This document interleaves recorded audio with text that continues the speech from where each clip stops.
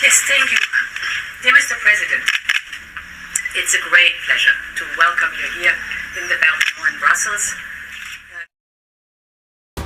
Selama ini kita sering dengar kabar soal Indonesia yang dianggap remeh sama negara-negara maju, apalagi Eropa. Banyak aturan mereka yang bikin ekspor kita seret, barang-barang kita dipersulit masuk, dan investasi dari sana pun enggak ngucur-ngucur. Tapi sekarang peta berubah.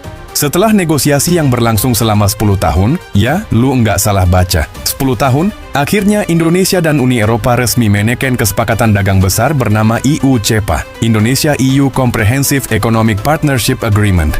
Dan yang teken, langsung Prabowo, presiden baru kita, di forum resmi bareng Presiden Komisi Eropa Ursula von der Leyen. Yang menarik, ini bukan cuma soal tanda tangan doang. Ini adalah kemenangan diplomatik sekaligus strategi ekonomi tingkat tinggi.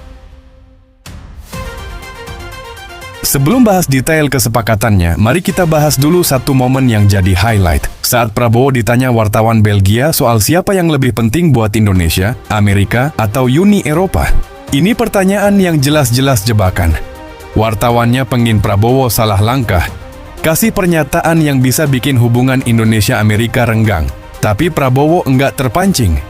Dengan gaya kalem dan elegan, dia jawab, Amerika itu penting, Eropa juga penting. Kita butuh keduanya buat jaga keseimbangan dunia. Jawaban diplomatik tapi tajam. Enggak asal cari aman, tapi juga enggak menjelekkan pihak manapun. Von der Leyen, pemimpin tertinggi di Komisi Eropa, bahkan senyum-senyum dengar jawabannya. Karena ya, Prabowo enggak bisa dikerjain. Satu bagian yang underrated tapi penting saat Prabowo menyinggung soal climate change. Dia kasih sindiran halus ke Eropa. Jangan cuma nyalahin negara berkembang. Lu dulu juga yang rusak hutan pas revolusi industri. Lu nikmatin hasilnya. Sekarang giliran kita tumbuh, lu larang-larang. Fair point. Indonesia setuju pentingnya jaga lingkungan, tapi jangan dijadikan alat buat menghambat kemajuan negara berkembang. Hilirisasi tambang tetap jalan, tapi dengan tanggung jawab. IUCEPA bukan cuma soal ekonomi, tapi juga mencakup 3 sektor utama. Perdagangan bebas. Produk Indonesia bisa masuk pasar Eropa dengan lebih mudah, dengan bea masuk lebih rendah atau bahkan nol. Kerjasama geopolitik dan keamanan, Indonesia dan Eropa sepakat untuk saling dukung dalam isu-isu global, termasuk stabilitas kawasan. Kemudahan visa dan mobilitas. Orang Indonesia bakal lebih gampang dapat visa Schengen, baik buat traveling, studi, maupun bisnis. Ini game changer. Von der Leyen sendiri ngaku, Indonesia itu ekonomi terbesar di ASEAN, tapi investasi Eropa ke Indonesia kecil banget. Sekarang mereka sadar dan mereka butuh akses ke pasar kita.